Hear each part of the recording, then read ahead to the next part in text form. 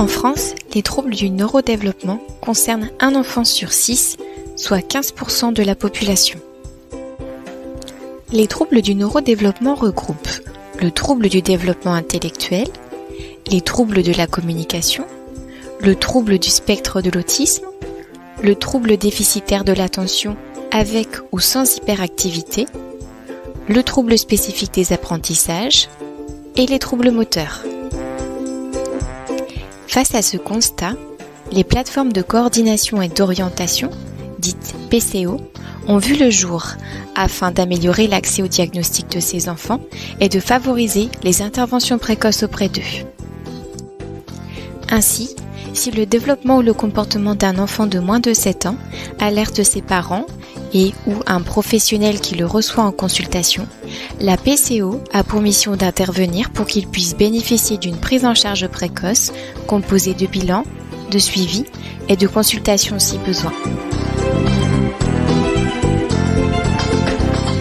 En cas d'écart inhabituel de développement chez un enfant de 0 à 6 ans, les médecins généralistes et les pédiatres ont la possibilité de réaliser une consultation très complexe afin de confirmer ou non le risque et engager un parcours de bilan et d'intervention précoce. Le formulaire national détecter les signes d'un développement inhabituel chez les enfants de moins de 7 ans, à disposition des médecins, regroupe les signes d'alerte par âge. Si le médecin constate un écart avéré de développement inhabituel chez un enfant, il peut ainsi l'orienter vers la PCO de son département grâce au formulaire national de repérage des TND, disponible en version papier ou numérique et mobilisable depuis Via Trajectoire. Les seuils d'orientation vers la plateforme sont de 2 signes dans au moins 2 des 4 domaines de développement pour les 0-3 ans et de 3 signes dans au moins 2 des 5 domaines de développement pour les 4-6 ans. Les PCO sont en cours de déploiement sur l'ensemble du territoire national. Il existe maintenant une PCO pour chaque département normand, dont l'équipe a pour rôle d'orienter et de coordonner la mise en place de parcours en lien avec le médecin de l'enfant et sa famille. Le fonctionnement des PCO est financé par l'Agence régionale de santé et elles sont portées par des structures déjà existantes sur le territoire.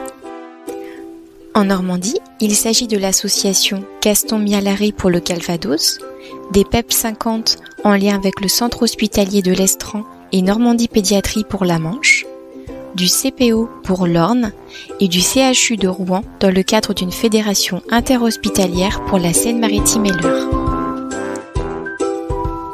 Selon les situations, un médecin peut adresser l'enfant qui présente un développement inhabituel directement à une structure spécialisée dite de deuxième ligne, ou bien vers la plateforme de coordination et d'orientation afin que celle-ci l'appuie dans l'orientation et l'organisation d'un premier parcours de bilan et d'intervention précoce si besoin.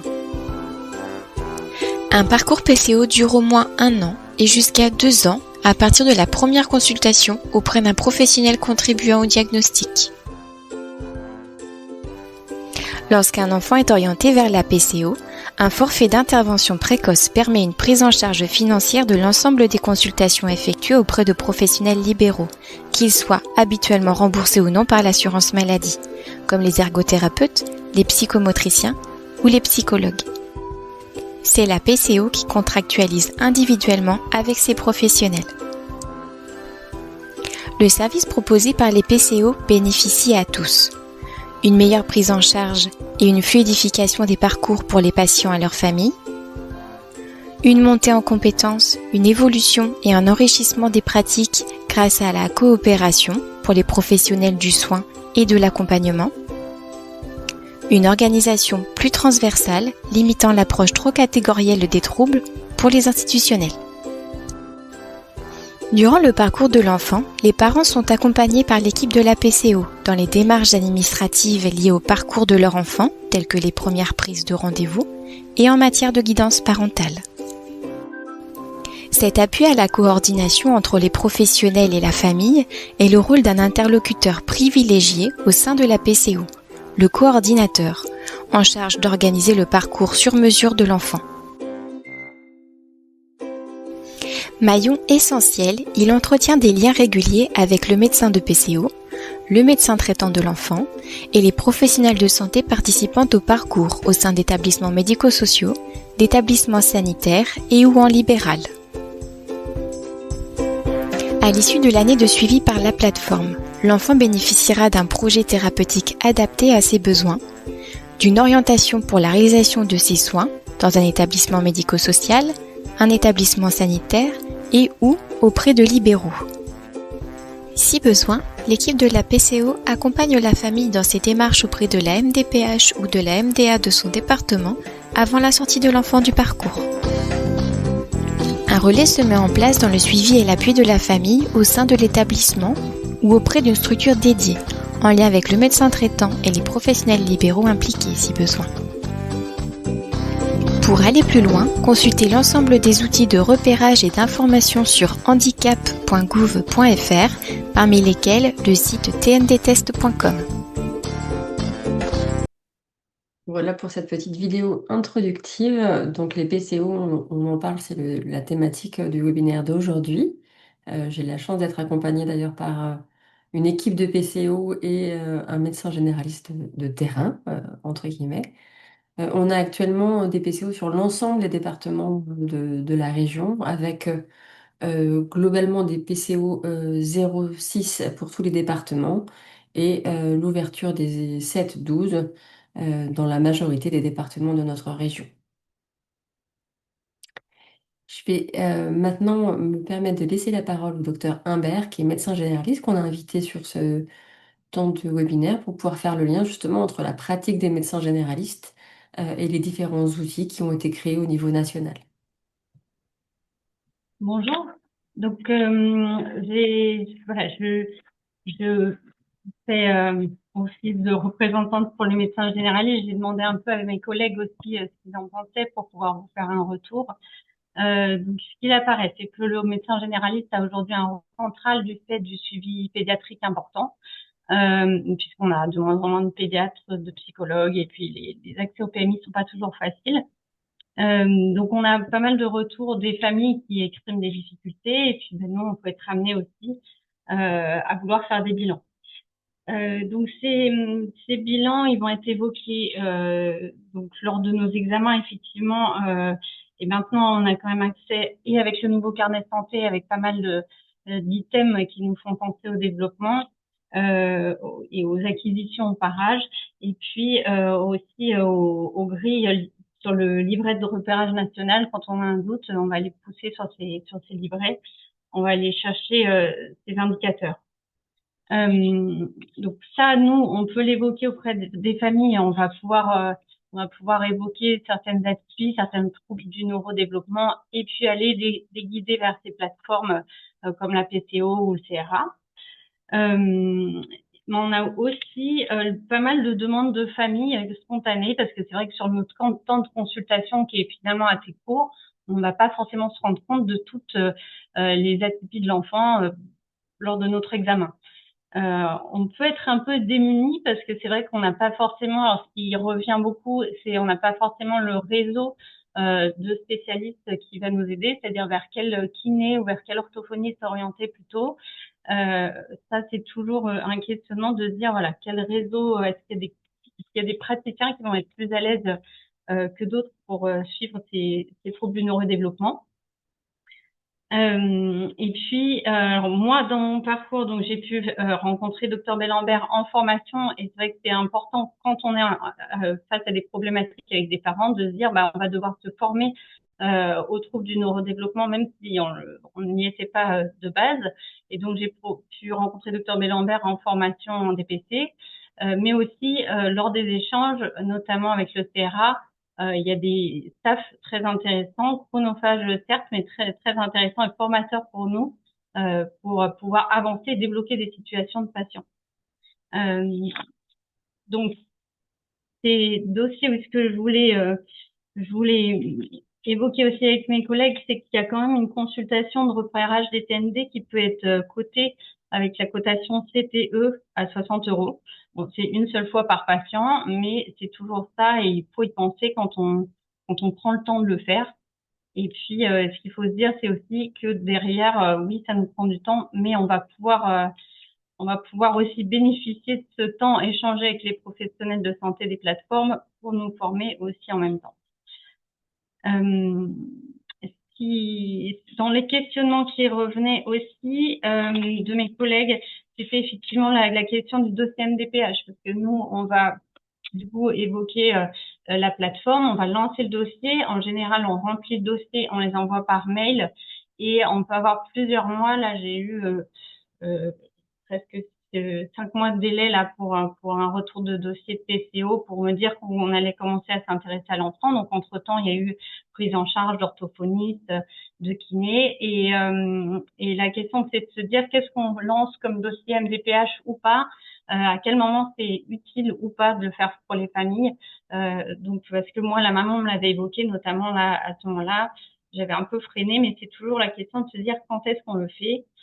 Le questionnement du médecin G qui va être donc coordinateur de toutes ces prises en charge, mais quand on ne sait pas exactement comment on va faire le suivi, même au-delà de l'année où, mettons, ils sont pris en charge par la PCO, qu'est-ce qu'on va faire derrière comme suivi après cette année-là? Et puis, quoi proposer aux parents? Alors, moi, j'avais eu connaissance des groupes Barclay, mais pour les soutenir psychologiquement aussi, donc c'est souvent une détresse des parents aussi beaucoup. Voilà. Donc, pour moi, c'était ça. Et puis, voilà. Donc, les limites de ces outils de repérage, ça va être essentiellement la partie chronophage pour nous, mais en conclusion, c'est toujours intéressant de le faire. Merci. Du coup, comment vous aviez eu connaissance initialement à des PCO lorsqu'elles ont été créées et des différents outils qui existaient? Comment ça arrive entre les décisions, on va dire, du haut et les cabinets généralistes? Les toutes premières fois, ça va être sur le. Alors c'est une maman qui me l'a évoqué, qui s'était renseignée sur un éventuel TDAH de son enfant, et donc je suis allée chercher sur les sites internet dédiés qui sont somme toute assez bien faits, avec notamment la plaquette sur la plateforme Oscar de la de la PCO du 44 là, où ils expliquent quand même pas mal les choses, et puis il y a tous les liens vers les livrets de repérage qu'on peut retrouver. Donc même encore maintenant en consultation, je retourne sur ces liens pour aller revoir en fonction de l'âge de l'enfant, 0,7 ans ou 7-12 ans, pour aller rechercher les documents à donner aux parents.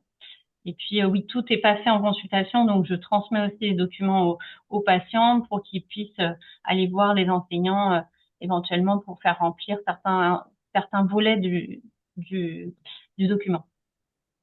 Super, merci. En tout cas, je suis d'accord sur la partie formation qui est aussi un gros levier pour la compréhension de ces outils, mais aussi les différents acteurs. Je vais du coup laisser la parole à la PCO Ouest, qui du coup va couvrir plutôt le pôle nazérien.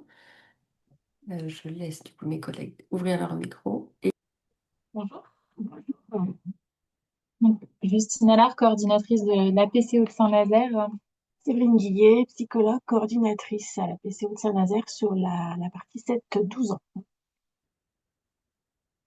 Donc la PCO de Saint-Nazaire a ouvert le 1er juillet 2020 avec une arrivée de l'équipe plutôt au mois d'octobre 2020. Et donc cette PCO est coportée par l'APAGE 44 et le CH de Saint-Nazaire. Et en septembre 2024, on a ouvert une extension aux 7-12 ans. Donc on dit 7-12 ans, mais 7-11 ans, c'est 7-11 ans inclus. C'est ça.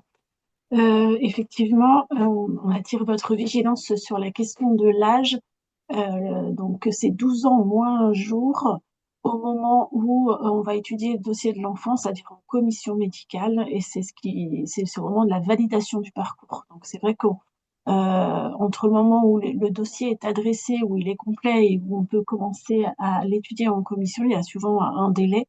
Donc effectivement, c'est mieux si les enfants sont adressés plutôt vers 11 ans et demi. On est un peu plus sûr de pouvoir les accueillir et ne pas passer à côté de l'âge.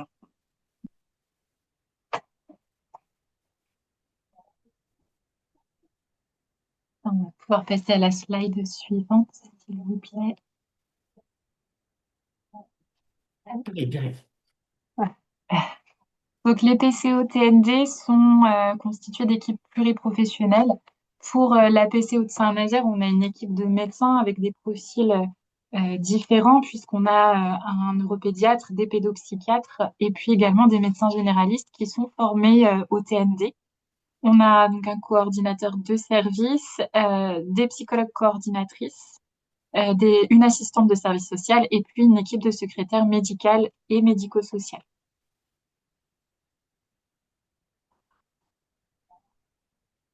Donc pour les objectifs des PCO-TND, les objectifs et missions, hein, ce sont les mêmes pour chaque PCO puisqu'on a un cadre national. Donc l'objectif principal, c'est de lever le doute dès que nous constatons un écart inhabituel dans la trajectoire développementale de l'enfant. Et donc pour cela, on va aller vers un diagnostic fonctionnel qui cible vraiment les besoins repérés de l'enfant et on va intervenir le plus précocement et intensivement possible. L'idée, c'est d'accélérer l'accès à des bilans et de favoriser, si besoin, la mise en place d'accompagnements à suivre. Donc tout ça pour réduire les risques de surhandicap sans avoir à attendre le diagnostic. Et donc tout ça, bien sûr, pour répondre aux problèmes d'errance diagnostique qui sont préjudiciables forcément à l'enfant et sa famille.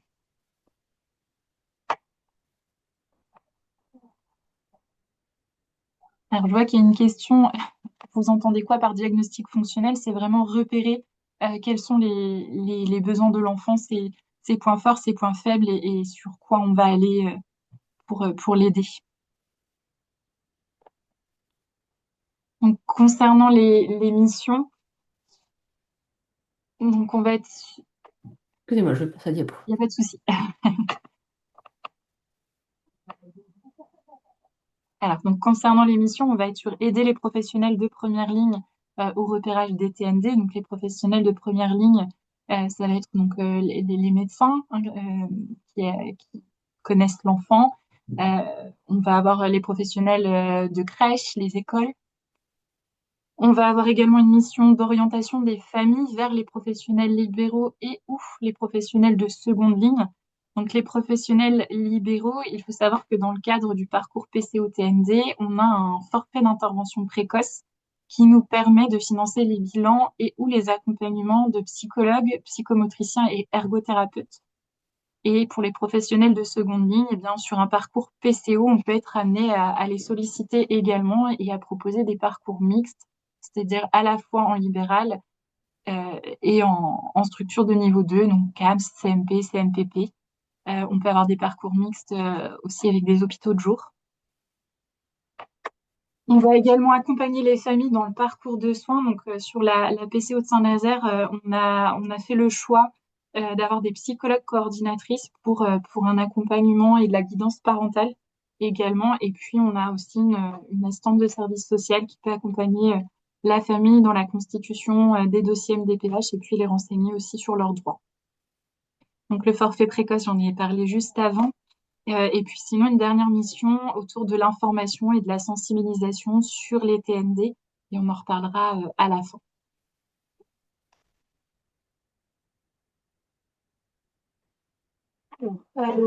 Du coup, la PCO s'adresse aux enfants de 0 à 12 ans. Donc, au niveau des critères d'inclusion, on est bien sur des enfants de 0 à 11 ans inclus, comme on l'a précisé sur la première vignette. Ce sont des enfants qui sont orientés impérativement par un médecin. On verra après sur le parcours qu'effectivement, c'est important que les adressages se fassent exclusivement par les médecins et tout ce qui est transmission d'informations passe par les médecins, d'informations médicales. Ça concerne des enfants qui habitent dans l'ouest du département de la Loire-Atlantique, parce que sur la Loire-Atlantique, il y a deux PCO. Il y a la PCO Oscar qui est plutôt sur la partie est et la PCO TND Ouest qui est plus sur la partie ouest. On peut peut-être faire juste un aller-retour sur la carte qui est juste après pour illustrer le secteur. Donc voilà, ça part à peu près au nord de la commune de Mouet, et puis on va redescendre sur Blain, et puis sud-Loire, on va être sur Saint-Hilaire-de-Chaléon pour la dernière commune.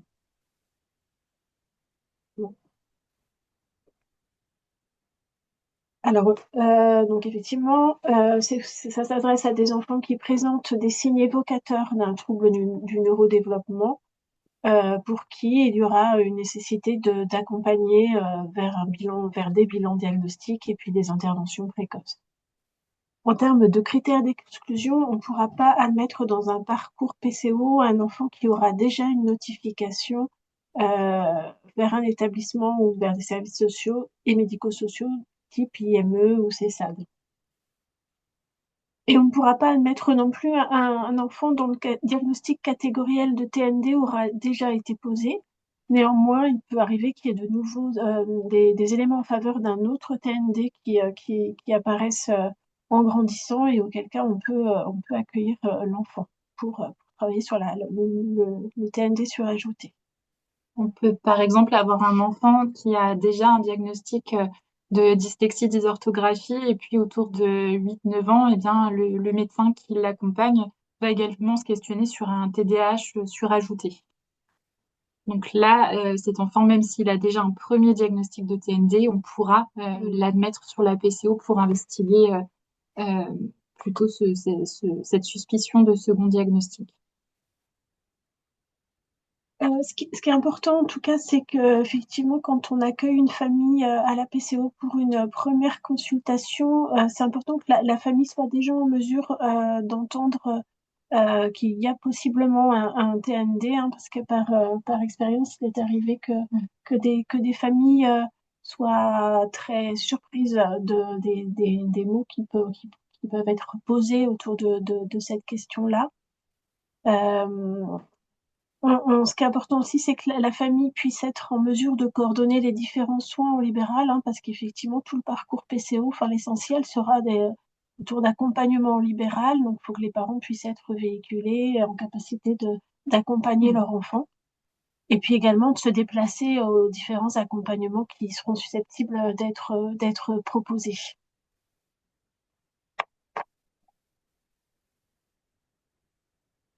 Donc, pour la tranche d'âge 0-6 ans, il y a un formulaire d'adressage donc, qui a été révisé en janvier 2024.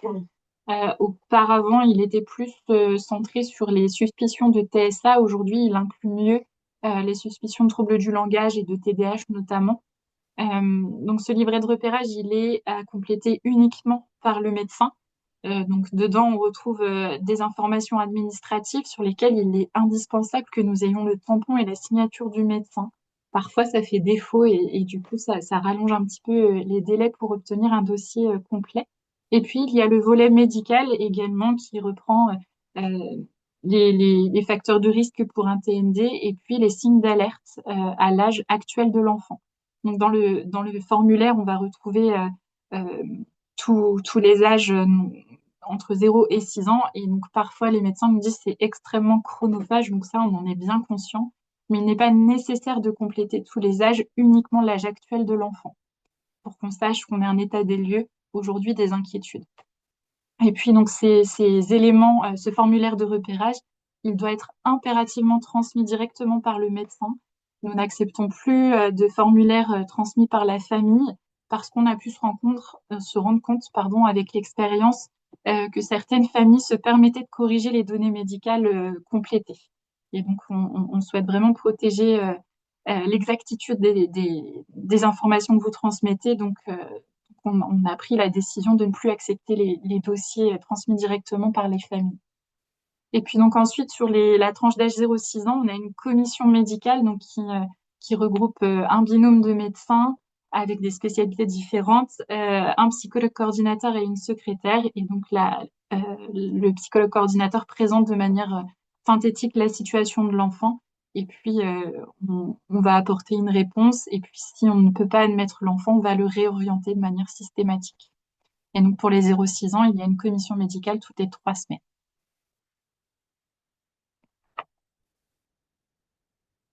Alors, c'est le même principe pour les enfants de 7 à 12 ans. Ce qui change, c'est le livret de repérage qui est un peu plus conséquent puisqu'il comporte à la fois un formulaire d'adressage et un volet médical comme pour les 0-6 ans, avec les mêmes conditions d'adressage que pour les 0-6 ans, à savoir vraiment adressé directement par le médecin pour les mêmes raisons. Ces deux formulaires sont accompagnés aussi d'un volet qui est rempli par la famille et un volet enseignant. Le volet famille, il permet à la famille de nommer ce qu'ils perçoivent des difficultés scolaires rencontrées par leur enfant. Ça permet aussi d'évaluer, enfin, pour les parents en tout cas, de nommer ce qui peut être compliqué pour eux dans l'autonomie dans la vie quotidienne, mais aussi tout ce qui va toucher aux aspects interactionnels, comment l'enfant, quelle relation il établit avec les autres enfants, avec les adultes, avec les règles sociales, etc. Et au niveau enseignant, pardon, il y a aussi tout un formulaire à remplir autour des apprentissages, que ce soit en langue écrite, en mathématiques, mais aussi tout un document sur les aspects transversaux, c'est-à-dire tout le comportement de l'enfant, sa posture d'élève, sa capacité à être en relation avec les autres. Alors effectivement, la psychologue coordinatrice va étudier l'ensemble de ces documents avant de pouvoir les présenter en commission médicale. Et sur le 7-12 à Saint-Nazaire, la commission se réunit tous les 15 jours.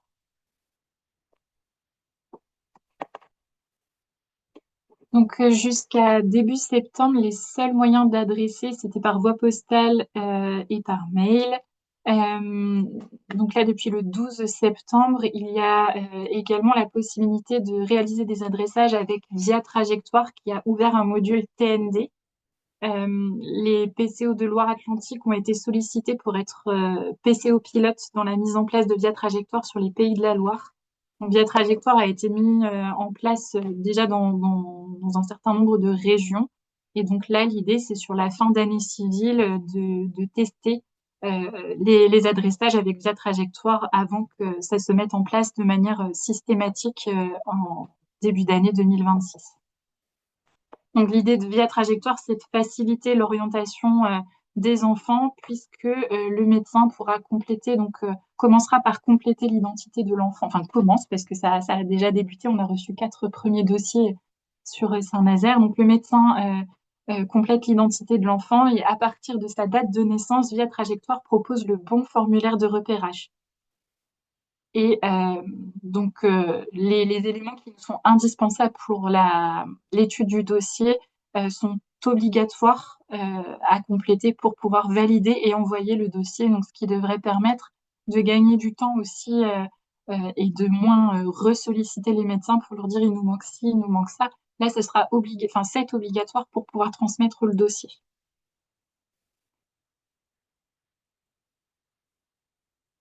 Donc là, cette diapo-là reprend ce que je viens de synthétiser. Et puis sur la suivante, donc le grade e-santé vous a remis le lien pour se connecter sur Via Trajectoire. Et puis donc à droite, au niveau du lien, notre page régionale, il y a accès à un tuto vidéo et puis à un process écrit. Et puis en dessous, il y a le contact s'il y a la moindre difficulté pour réaliser un adressage PCO.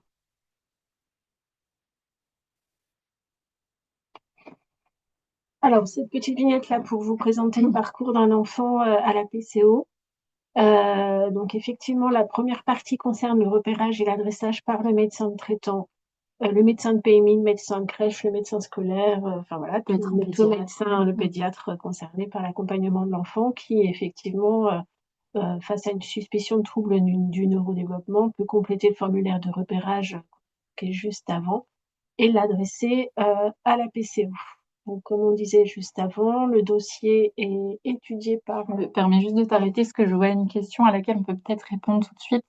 Il est demandé, puisque tu parlais d'adressage, si les parents et l'enseignant doivent remplir Via Trajectoire de leur côté aussi. Alors pour le moment, ça n'est pas possible sur l'outil Via Trajectoire, mais il est prévu qu'à partir de la fin d'année, là, je crois que c'est fin novembre ou fin décembre, ce soit accessible également aux familles et aux enseignants pour remplir les volets qui leur sont dédiés, effectivement.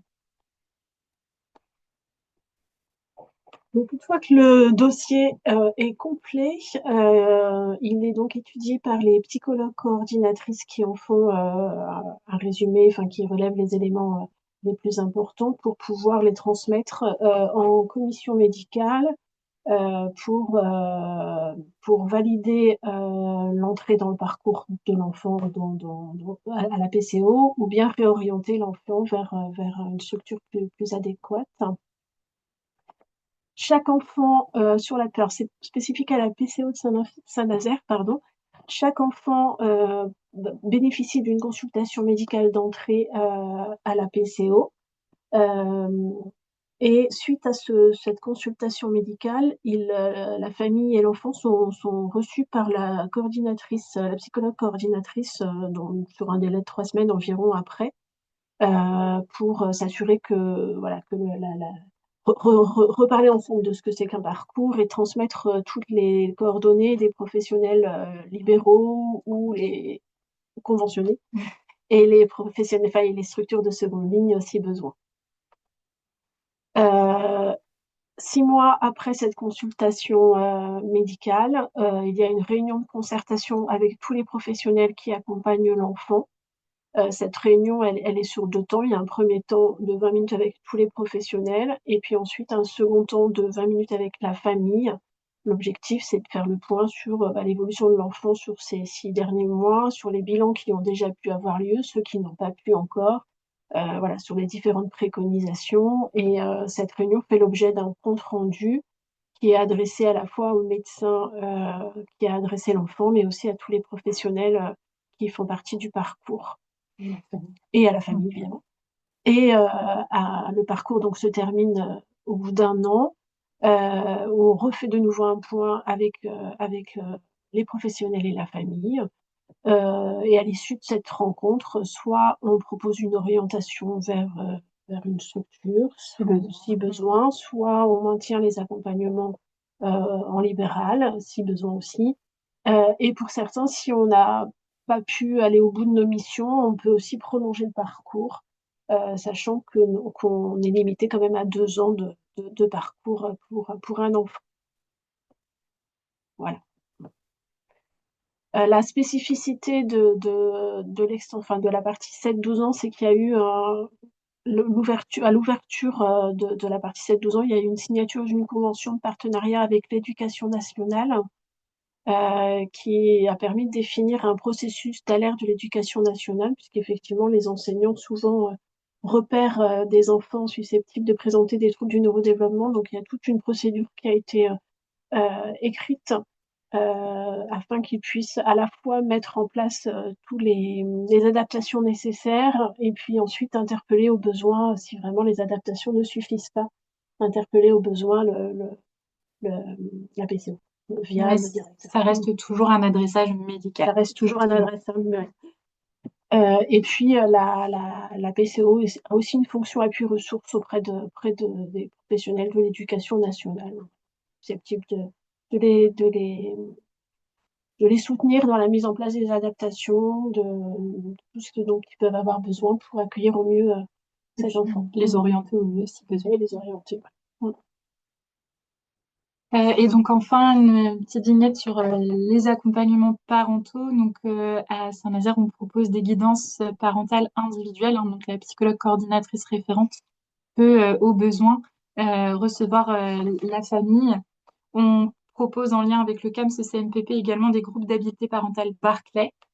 Et puis des sensibilisations au TND. Donc là, au cours de l'année qui s'écoule, on a réalisé plusieurs sensibilisations au TDAH et puis là, on est en train de réaliser des sensibilisations au TSA pour les professionnels conventionnés avec la PCO en partenariat avec la CPTS Pays de Ré. Et puis donc on a un projet de travailler sur des plaquettes d'explication des TND pour pouvoir accompagner les annonces diagnostiques parce qu'on sait qu'on noie un petit peu les parents hein, d'entendre un diagnostic, même si on explique derrière, on sait que c'est un peu compliqué pour eux de tout entendre à ce moment-là.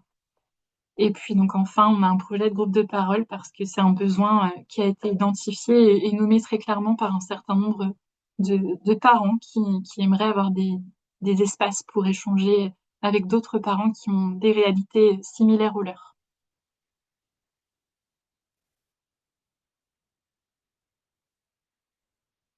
Voilà, on vous remercie pour votre attention. Merci pour cette belle présentation là de la PCO de Saint-Nazaire. J'en profite du coup pour vous dire que le replay sera disponible et donc toutes ces informations dont on vient de vous parler seront du coup accessibles sur la chaîne YouTube du CRA Pays de la Loire. Je vais du coup, avec Pascal Pinault qui se présentera, enchaîner sur les outils. Alors à la fois en reprenant rapidement ce qui a pu être dit par nos collègues de la PCO, mais aussi vous faire un peu le point sur justement quels sont les nouveaux outils, quels sont aussi les outils que vous pouvez utiliser avec les familles ou des moyens d'entraînement aussi quand on est en cabinet, amené à se poser la question d'écart de développement chez l'enfant. Alors, comme me l'a fait remarquer mon directeur, je ne me suis pas présentée au début du webinaire. Je suis Julie Bellambert, je suis médecin psychiatre et coordinatrice régionale du CRA. Et donc, je propose à Pascal Pinault de peut-être d'ouvrir sa caméra pour que je puisse du coup repartager mon écran. Bonjour, donc je suis Pascal Pinault, je suis neuropédiatre et je participe aussi comme président de l'URML, c'est-à-dire de l'Union des médecins libéraux sur le plan régional. Alors, j'essaie juste un autre mode de partage pour voir si c'est plus facile. Si ça marche. Ok. Donc du coup, les outils de repérage là, dont on vous a parlé pour adresser à la PCO, en fait, découlent d'un plan national sur le repérage de l'autisme et des TND qui avait commencé en 2018. C'est dans ce texte-là qu'avait été décrit l'intérêt de mettre en place des plateformes de coordination et d'orientation avec du coup les plateformes 0-7 qui ont commencé à ouvrir en 2020, puis les 7-12 qui ont ouvert un peu plus tardivement avec une volonté nationale de poursuivre en tout cas la facilitation des parcours de repérage des enfants d'une façon générale. Et donc on retrouve en 2024 deux outils nationaux avec la réactualisation du livret de repérage dont vous a parlé la PCO, mais aussi le nouveau carnet de santé qui normalement commence à circuler depuis janvier 2025. Si on regarde les différents livrets, il faut imaginer que seul le 06 a changé, mais pas le 7-12. Dans ce livret de repérage qui vous a été présenté, les nouveautés par rapport à celui d'avant sont des nouvelles rubriques, notamment sur tout ce qui va être troubles neurovisuels, des questions plus précises pour certaines et nouvelles pour d'autres, par exemple sur tout ce qui va être recherche d'éléments en faveur d'un trouble déficitaire de l'attention avec hyperactivité, notamment pour faire suite aux recommandations de bonne pratique de fin 2024. On voit que les questions, en tout cas, se sont ajustées dans ce sens-là. Donc, il y a différents âges qui sont représentés. On a la partie trouble neurovisuel qui est vraiment spécifique. Et puis, ils ont remis le lien vers le MChat, qui est un outil d'observation directe couplé au repérage aussi des signes par le parent. Là où avant, finalement, le lien avec les outils n'existait pas. Vous pouvez toujours utiliser le test en ligne qui s'appelle TND Test. C'est une version numérique qui permet aussi d'être remplie. Alors c'est vrai que l'adressage par via trajectoire devrait pouvoir faciliter les choses. Mais rien que pour s'entraîner, en fait, ce test, enfin, cette interface Internet peut être utile pour l'ensemble des médecins généralistes se posant la question de qu'est-ce qu'on obtient une fois qu'on a rempli toutes les cases. Pascal, du coup, je te laisse la parole sur la partie carnet de santé. Merci. Donc le carnet de santé, c'est l'élément initial de suivi des enfants dans leur développement général et du neurodéveloppement en particulier. Ce qui a changé, si vous regardez les anciens et les nouveaux carnets de santé, il y a, comme, faut peut-être changer le plan, voilà, et il y a maintenant donc deux choses qui sont importantes. La première, c'est que avant, dans le carnet de santé, on avait saupoudré de façon assez astucieuse les différents conseils par rapport au suivi de l'enfant et aux conseils qu'on pouvait donner aux parents sur l'ensemble du carnet. Et là, maintenant, il est résumé en une vingtaine de pages qui est juste après la naissance, où ça va des conseils de naissance jusqu'à l'adolescence. Ça, c'est une première chose. Et la deuxième chose, c'est que la structuration du carnet de santé a été alignée sur deux données. La première qui est les consultations recommandées, les 20 consultations recommandées de suivi des enfants, dont la sécurité sociale vous diront qu'ils sont gratuits. Non, ils ne sont pas gratuits. Ils sont effectivement pris en charge à 100%. Et les parents n'ont pas besoin de faire l'avance de remboursement. Et la deuxième chose, c'est que euh, ces examens-là, donc, pour certains, il y en a deux, enfin, il y a trois, celui de naissance, le 9 mois et le 24 mois, qui sont réputés pour être assez importants et qui restent importants. Et ils sont tous, c'est ce que j'allais vous dire, ils bénéficient d'un prix de consultation spécifique, voilà, en libéral. Donc, c'est effectivement cette ligne-là. Donc, il y a d'un côté l'aliment à cela, et puis la deuxième chose, c'est qu'il y a l'aliment au PCO, enfin au livret d'adressage des PCO. C'est-à-dire qu'en réalité, si vous regardez cela, donc l'ancien versus le nouveau, vous avez effectivement des choses qui se recoupent à peu près, mais pour ce qui est du nouveau, eh bien, on commence à dire que finalement, à 5 mois, ce qui est fait pour le développement de l'enfant, la partie d'observation, etc., c'est la partie, c'est exactement ce qui est dans le carnet d'adressage de PCO. La suivante, s'il te plaît, Julie. Ça va comme ça. C'est particulièrement vrai, bien sûr, jusqu'à 6 ans. On ne va pas continuer.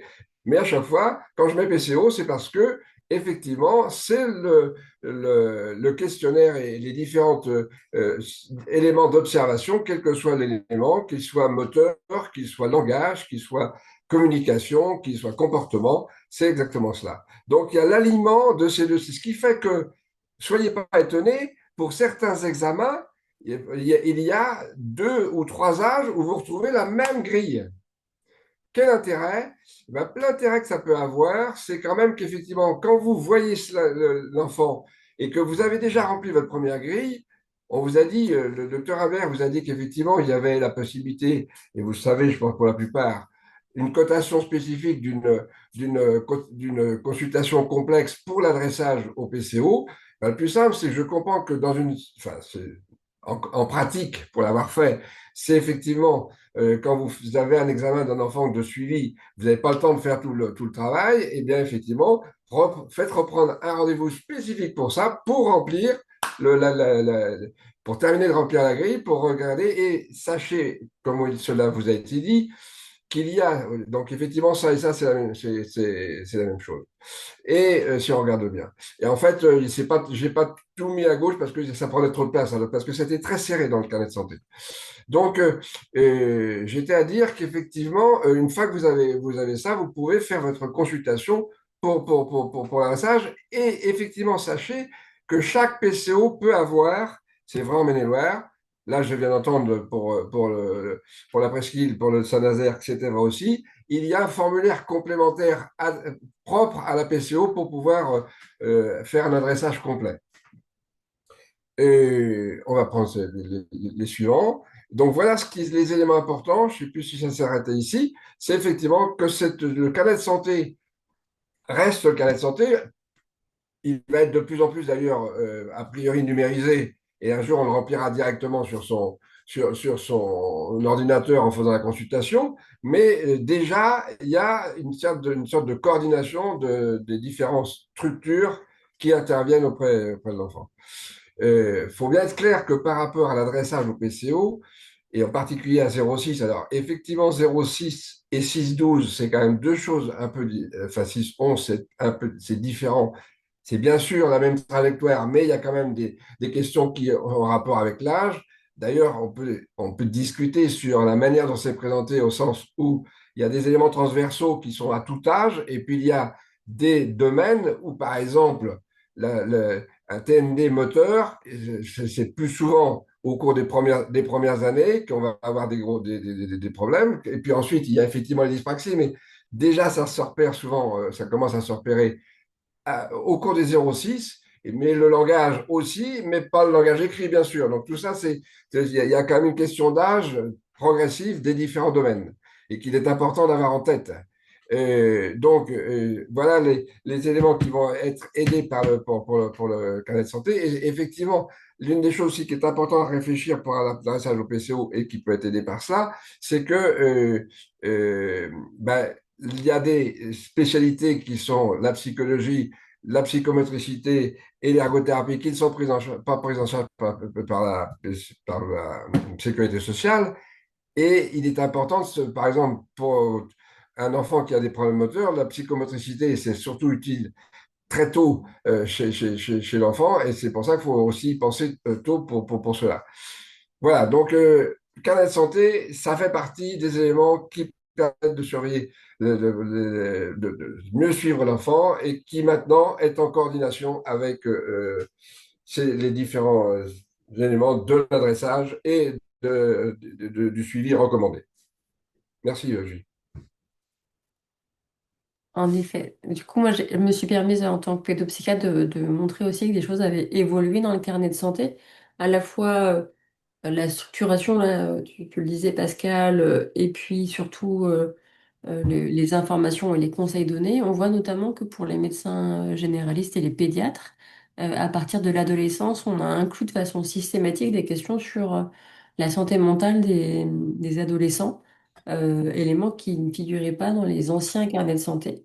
Donc ça permet aussi, alors c'est pas pour tout de suite, hein, parce que le carnet de santé vient de sortir, mais ça permet de se dire que globalement, on va balayer des domaines qui n'étaient pas toujours balayés par l'ancien carnet de santé, de même que les troubles neurovisuels, pour lesquels on n'a pas tous eu une formation égale dans nos parcours médical, prend un peu plus d'ampleur dans le carnet de santé parce que comme c'est un trouble où c'est pas les yeux qui ne voient pas, mais le cerveau, ça peut passer inaperçu et ça peut vraiment engendrer un handicap important dans la vie de tous les jours des enfants. Si on vous fait un petit résumé du coup des différences dans le carnet de santé, on va retrouver donc la structuration qui est différente, des liens directs avec les livrets de repérage spécifiques pour les PCO de 0 à 12 ans. On va retrouver aussi des conseils qui ont été actualisés. On va retrouver une vigilance aussi sur les facteurs de souffrance néonatale avec un APGAR qui du coup va être également mesuré à 10 minutes. Et puis des courbes Poitas qui ont été réactualisées, y compris sur les filles-garçons, puisque au départ c'était vraiment les mêmes chez les tout petits. Maintenant, chez les tout petits, on va aussi avoir des courbes différentes, qu'on soit une fille ou un garçon. Donc, comme le docteur Imbert le disait tout à l'heure, avec ces réactualisations d'outils, un texte de loi aussi est sorti pour valoriser les consultations médicales, notamment lorsqu'on pense repérer ou si on s'alerte sur des signes d'écart de développement chez l'enfant. Alors, elle vous a donné le nom du codage que je ne pourrais pas vous répéter, mais je suis sûre qu'elle pourra le mettre dans le chat. Donc ça permet vraiment de se dire que quand on est médecin traitant, on est quand même à un rôle central dans le parcours des personnes, des enfants, des familles.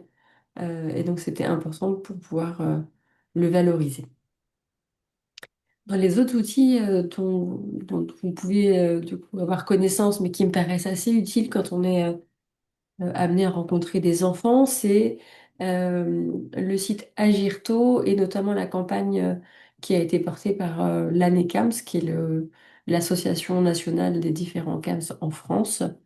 Et donc en 2020, il y avait une première campagne Agirto avec des séquences vidéo qui a été du coup réactualisée et amplifiée en 2024, puisque du coup, on va retrouver pour les professionnels des vidéos à la fois explicative de pourquoi il faut s'alerter sur tel signe. Donc les familles du coup auront accès aux deux contenus. Et puis ces contenus vidéo plutôt grand public se sont complétés par des sessions de webinaires proposés et en direct et en replay, avec un webinaire, une thématique, d'une façon générale, et on voit que ça balaye aussi des questions sur les écarts de développement de façon plus ciblée et plus précise. Donc c'est 1 heure, une question. Il y a par exemple une session qui se fait très prochainement ou même en parallèle sur la réaction au prénom. Et puis en fin d'année, on aura un nouveau webinaire qui sera organisé sur les difficultés dans la manipulation des objets. Il y a aussi toute une nouvelle gamme de questions qui devrait être prévue pour l'année prochaine. J'en profite pour me faire un petit peu de pub. Il se trouve que maîtriser le développement ordinaire de l'enfant, c'est pas forcément tâche aisée, surtout quand on est médecin avec une pratique généralement avec des enfants plus en difficulté que d'autres. Alors quand on est généraliste, on voit des enfants tout venant, donc c'est un petit peu moins le cas. Mais quand on voit des enfants particulièrement impactés dans leur développement, on peut avoir des biais dans nos connaissances. Et puis on peut aussi parfois confondre l'âge dit pathologique à partir duquel vraiment on a dépassé la fenêtre d'acquisition d'une compétence et ce qu'on attend généralement en moyenne dans le développement d'un enfant. Donc on a créé un jeu qui est gratuit et accessible en ligne pour ceux qui ne le connaissent pas, qui s'appelle Devline. Donc il est accessible en print and play. L'idée, c'est qu'on a regroupé tous les domaines de développement et notamment toutes les questions qu'on va retrouver dans les livrets de repérage des enfants de 0 à 7 ans. L'idée étant qu'on a pris les mêmes questions et au lieu de mettre un âge pathologique, on a mis l'âge moyen auquel la compétence apparaît, ce qui permet de s'entraîner seul ou en équipe, de se dire bah, telle compétence, bah, ça arrive plutôt à tel âge ou plutôt à tel âge. Donc n'hésitez pas à le télécharger sur notre site internet, puisqu'on a déjà un franc succès, mais c'est pas forcément connu de tous. Là, par exemple, c'est tous les nouveaux étudiants internes en psychiatrie qui passent toujours par une phase maintenant de Devline pour pouvoir favoriser un meilleur repérage des enfants d'une façon générale. On utilise d'ailleurs également ces connaissances-là chez les publics avec un trouble du développement intellectuel quand ils sont plus âgés, parce que ça permet de savoir quelle compétence correspond à quel niveau de développement, et ça peut être utile du coup même chez les plus grands. Donc voilà, c'est un jeu à succès, donc vous pouvez compléter le succès international de ce jeu. Alors après, la question est de se dire, bah oui, il y a beaucoup d'outils, hein. Pascal, tu le disais, sur le carnet de santé, il y a pas mal de choses qu'on peut interroger. L'idée, c'est comment les utiliser, savoir quelles sont leurs forces et leurs faiblesses.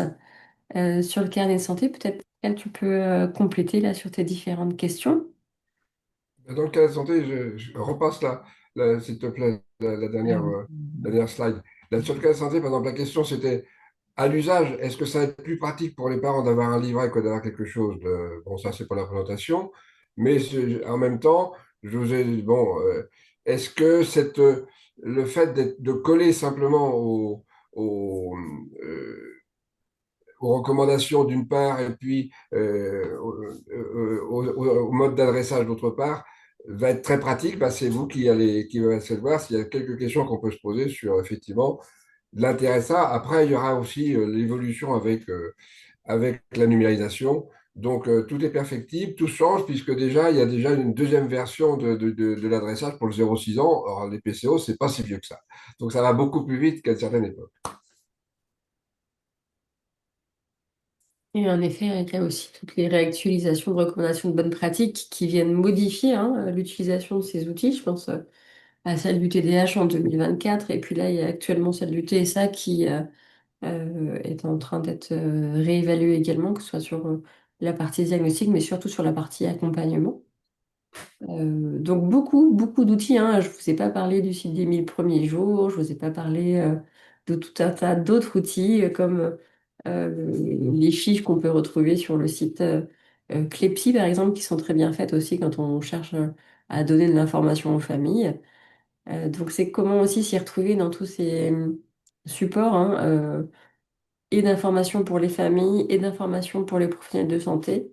sachant qu'on va aussi avoir des évolutions des parcours diagnostiques et des parcours d'une façon générale pour les enfants, avec le texte de loi qui est sorti en 2024 sur justement le parcours de repérage à tout âge et notamment un parcours spécifique pour les TND. L'idée, c'est qu'il nous reste encore 5 minutes. J'ai pas trop le temps de regarder le chat parce que j'ai eu des problèmes un peu techniques. Euh, Dans les choses que j'ai oubliées sur Quelle Santé, c'est qu'effectivement, et qui est une interrogation, c'est qu'il y a moins de place pour des examens tout venant. Je veux dire, le nombre de pages blanches, entre guillemets, a beaucoup diminué. Vous verrez. Est-ce que ça vous, voilà, est-ce que ça vous sera finalement utile ou pas? Je ne sais pas. alors, je regarde un petit peu en parallèle le chat. Tous les outils là dont on a parlé, les références sont inscrites dans le PowerPoint, mais on pourra faire en sorte que dans les commentaires là du webinaire puissent aussi se retrouver les liens. Globalement, tous les livrets sont accessibles hein, sur le site du gouvernement. Donc, il y a via la plateforme Oscar, mais quand on est dans d'autres départements, par exemple, le livret, il est national et non pas départemental. Donc, si on va sur le site du gouvernement, dans le champ du handicap, on va retrouver les liens des livrets actualisés. Il y a aussi le livret qui existe qui explique la tarification pour les médecins qui se retrouvent au même endroit. C'est plutôt pratique. Le site Agirto, du coup, est accessible exactement comme son nom l'indique au niveau Internet. Le site euh, du CRA a également plein d'informations, hein, que ce soit sur l'actualité, mais on a aussi des portails documentaires avec des padlets où vous allez retrouver justement toutes ces informations-là selon les besoins. Et puis, je rappelle hein, que au niveau CRA, nous avons une mission d'information euh, qui nous permet justement de répondre à ces questions. Alors, la porte d'entrée est plutôt celle des troubles du spectre de l'autisme, mais on réoriente vers nos collègues quand il y a besoin. Est-ce qu'il y avait des personnes qui voulaient spécifiquement poser des questions qui n'auraient pas été posées dans le chat? On regarde si je vois des réactions, des mains levées dans le public. On peut donner quelques éléments parce que je vois par rapport à euh, sur le comportement, s'il faut écouter une histoire, est-ce qu'il est capable de dessiner, etc. Est-ce qu'il ne vaut pas mieux faire remplir le questionnaire par les enseignants? Ça fait partie de la consultation de suivi d'enfants, de pouvoir discuter avec les parents de ces situations. Parce qu'en fait, bien sûr que la vie de l'enseignant, enfin, ce que voit l'enseignant est très important. Mais il est important aussi que vous ayez le témoignage des parents, eux, comment ils voient les choses. Or, les parents, quelque part, je dirais, ont toujours raison. Au sens où s'ils se posent une question, certes, elle peut être posée maladroitement, ils peuvent de temps en temps vous donner une explication, et ça, c'est pas bien. Ce qui est important, c'est les faits. Mais quand un parent dit j'ai vu telle chose, il a vu telle chose. Et effectivement, il faut jamais balayer le truc. Alors, on peut effectivement faire une consultation plus tard pour essayer de revoir la chose, mais les parents, quelque part, ont toujours raison, et les parents, ils vivent avec. Vous le voyez en consultation, un quart d'heure, 20 minutes, une demi-heure, même trois quarts d'heure, pour les TND, c'est pratiquement pas suffisant. Donc, c'est même pas suffisant. Donc, effectivement, c'est important de partir et de revoir l'enfant parce que l'enfant, il évolue. C'est pas une chose, c'est une chose qui est essentielle. Quand vous ne savez pas, vous devez revoir l'enfant. Alors, si c'est vous qui êtes le médecin traitant et que vous le suivez régulièrement, vous allez pouvoir. Mais il faut facilement relancer et ne pas oublier ce qui a été posé comme question pour le revoir plus tard. C'est vrai qu'en tout cas, l'inquiétude des parents, c'est un signe principal et c'est pas parce qu'on ne le voit pas dans notre cabinet ou en consultation que ça veut dire que les parents ont tort. Et je pense que c'est d'autant plus vrai dans des troubles, notamment dans les troubles du spectre de l'autisme, où on n'a pas de généralisation des comportements selon les lieux. Donc c'est important de le rappeler en tout cas. Et j'ai Est-ce remis qu'on dans le chat le lien pour tous les guides au niveau gouvernemental. Dans le chat. est-ce qu'on a intérêt en consultation enfin, en attendant la prise en charge de la PCO par exemple, de faire des questionnaires type MChat. Enfin, c'est des outils je pense qu'on n'utilise pas énormément en consultation. Est-ce que ça peut être quand même intéressant d'avancer? Et est-ce que pour le TDAH, par exemple, parce qu'il y a MChat, c'est plus pour l'autisme, mais est-ce que vous avez Oui. Bah, il y a l'association des pédiatres qui conseille plutôt excusez-moi, je suis fatiguée, le SNAP 4 chez l'enfant, qui du coup est un test gratuit et accessible en ligne. Mm. Là encore, hein, c'est-à-dire que pour compléter les différentes questions que vous allez avoir, n'hésitez pas à vous rapprocher des centres ressources. De C'est pas la façon même chose, générale, parce on a que, Julie, tous ces excuse-moi, documents. mais le Snapchat, il est fait, à ma connaissance, par rapport au TDAH, et il c'est plutôt plus tard, parce que le chat, c'est pour l'autisme, et le chat, c'est autour de 2 ans, donc Oui, c'est chez les petits, Oui, le chat, oui, tout c'est à très fait. c'était des différent. exemples. C'est Oui, très, très oui, différent, c'était c'est des pour avoir exemples, des ça, mais exemples. c'est pas du Mm. tout la même chose. Faut pas se dire, je peux Non, remplacer, non. voilà. De même que le RTL4, c'est pour les troubles du langage. Tout à fait. Il y a d'autres outils qui peuvent être utilisés et n'hésitez pas à nous poser les questions en contactant du coup là, le CRA sur sa mission d'information si on n'a pas répondu à l'ensemble de vos questions. Voilà. Merci en tout C'est un cas à médecin tous de généraliste votre et attention pédiatre et va à se commencer leur Pascal de consultation à 14 vérifier heures. l'heure aussi. Merci beaucoup Merci à pour tous et tout. toutes de Au votre revoir tout le présence. monde. Merci à la PCO de Saint-Nazaire de sa présentation et au docteur Imbert de son témoignage. Merci, Merci. bonne journée. Merci. Au revoir. Au revoir.